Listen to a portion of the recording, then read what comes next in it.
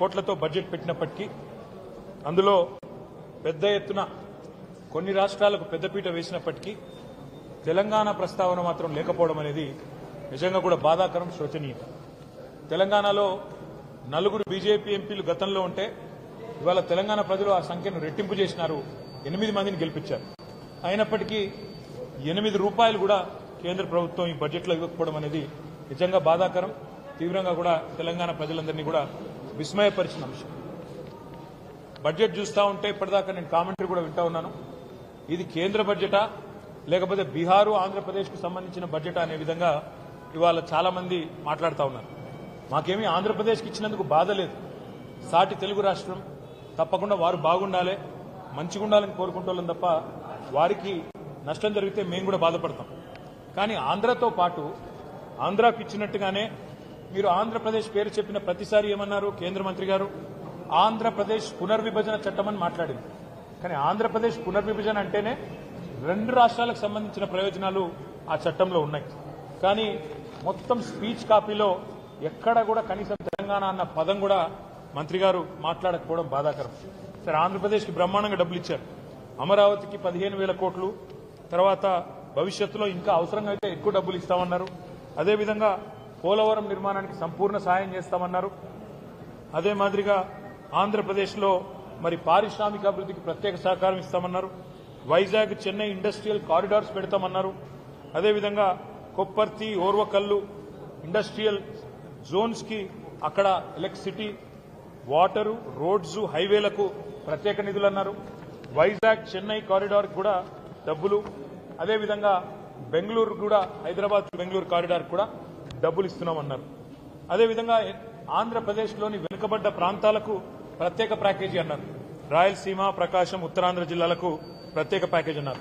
మాకు ఆంధ్రప్రదేశ్కి ఇచ్చిన దాని మీద దుగ్ధ లేదు, బాధ లేదు, అసూయ లేదు.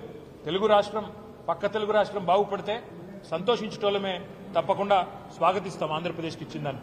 కానీ కేవలం ఆంధ్రప్రదేశ్కు, బీహార్కు రెండింటికే ఇస్తూ మిగతా 26 రాష్ట్రాలను మరి చిన్నచూపు చూడడం అనేది నిజంగా బాధాకరం. ఆంధ్రప్రదేశ్ పునర్విభజన చట్టమని మీరే మాట అయితే చెప్పారు. ఆంధ్రప్రదేశ్ పునర్విభజన చట్టంలోనే 2 తెలుగు రాష్ట్రాల ఏర్పాటు కూడా ఉన్నది. తెలంగాణ ఉన్నది, ఆంధ్రప్రదేశ్ ఉన్నది. కానీ ఎప్పట్లాగానే మనకు 9.5-10 సంవత్సరాలుగా ఎప్పట్లాగానే ఇచ్చినట్టు ఈసారి కూడా గుండు సున్నానే ఇచ్చింది కేంద్ర ప్రభుత్వం. మరి మీరు ఒక్క నిమిషం ఆలోచిస్తే మనకు ఆంధ్రప్రదేశ్ పునర్విభజన చట్టంలో కూడా 35 వివిధ హామీలు మరి మనకు కేంద్ర ప్రభుత్వం ఆనాడు 2014లో ఇచ్చింది. అందులో చాలా అంశాలు గతంలో కేసీఆర్ గారు ముఖ్యమంత్రిగా ఉన్నప్పుడు గత 10 ఏళ్లు ఒకసారి కాదు పలుమార్లు పోయి బతిమలాడినాము, పలుమార్లు పోయి అభ్యర్థించాము. ఇచ్చిన మాట నిలబెట్టుకోండి అని చెప్పి కూడా కోరినాం. ములుగులో గిరిజన యూనివర్సిటీ కేటాయించాలి మనకు పునర్వ్యవస్థీకరణ చట్టం ప్రకారం. కానీ పేరుకేదో యూనివర్సిటీ ఇచ్చినట్టు గతంలో ప్రకటించారు తప్ప ఇప్పటి వరకు డబ్బులు కేటాయించలేదు. బయ్యారంలో ఉక్కు కర్మాగారం పెడతాము steel authority of India limited ద్వారా అన్నారు. ఇప్పటి వరకు దానికి మోక్షం లభించలేదు. ఈ బడ్జెట్లో కూడా దక్కింది గుండు సున్నా.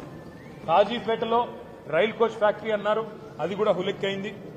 అది కూడా ఇవాళ రైల్ కోచ్ ఫ్యాక్టరీ పోయి ఒక వ్యాగన్ రిపేర్ షాప్ పెడతామని చెప్పడం బాధాకరం.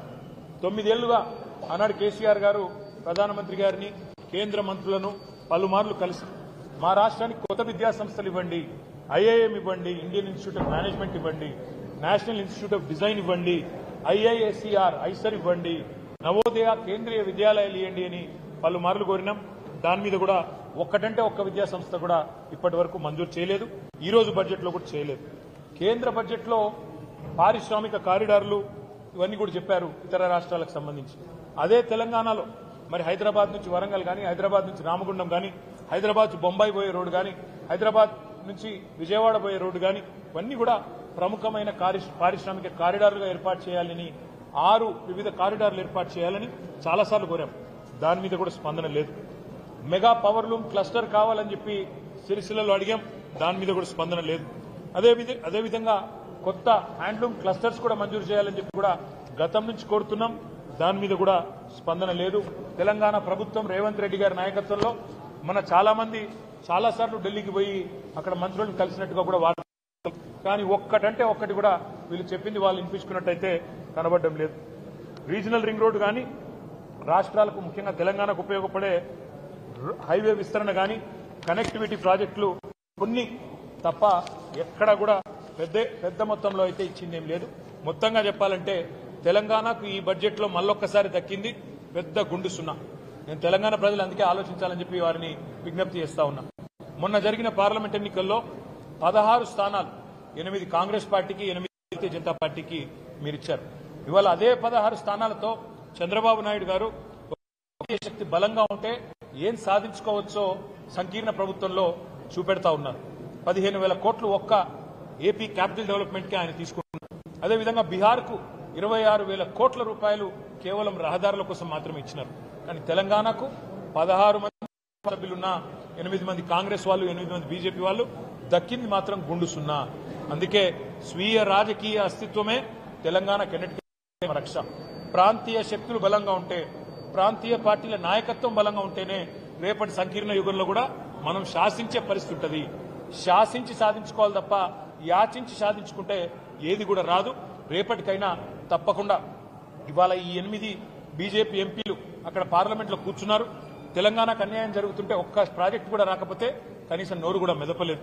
2 కేంద్ర మంత్రులు ఉన్నారు, నోరు మెదపలేదు. అదేవిధంగా 8 మంది కాంగ్రెస్ ఎంపీలు తెలంగాణకు అన్యాయం జరుగుతుంటే కూడా అదే ఈ రోజు అక్కడ గులాబీ కండువాలు కప్పుకున్న బీఆర్ఎస్ సైనికులు అక్కడుంటే ఇవాళ పార్లమెంట్ లో ఎట్లా ఉండేదో పరిస్థితి ఆలోచించాలని చెప్పి నేను కోరుతా ఉన్నా.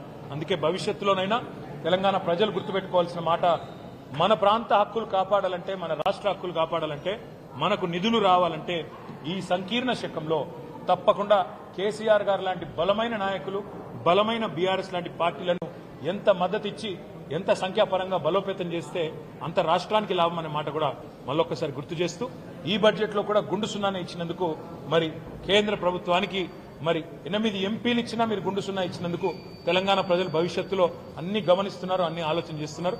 తప్పకుండా తగు రీతిలో నిర్ణయం తీసుకుంటారని చెప్పి కూడా మేము ఆశిస్తాం.